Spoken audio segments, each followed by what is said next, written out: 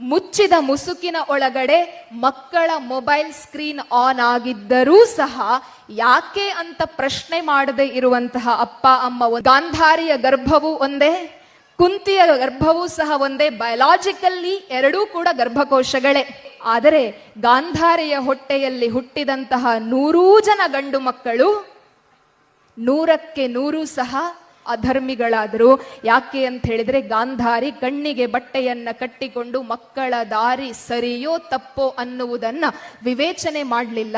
ಅದೇ ಕುಂತಿಯ 5 ಜನ ಮಕ್ಕಳಾದರೂ ಸಹ ಇವತ್ತಿಗೂ ನಮಗೆ ಮಹಾಭಾರತ ಅಂತ ನೆನಪಿಗೆ ಬಂದ್ರೆ, ಮಹಾಭಾರತದ ಆದರ್ಶಗಳು ಅಂತ ನೆನಪಿಗೆ ಬರಬೇಕಾಗಿದ್ರೆ 100 ಜನ ಕುರುವಂಶದ ಕೌರವರ ಬದಲು 5 ಜನ ಕುರುವಂಶದ ಪಾಂಡವರು ನೆನಪಾಗ್ತಾರೆ ಅಂತ ಹೇಳಿದ್ರೆ ಅದಕ್ಕೆ ಕಾರಣ ಅಪ್ಪ ಮತ್ತು ಅಮ್ಮ ಕೊಟ್ಟಂತಹ ಸಂಸ್ಕಾರ ಮತ್ತು ಶಿಕ್ಷಣ.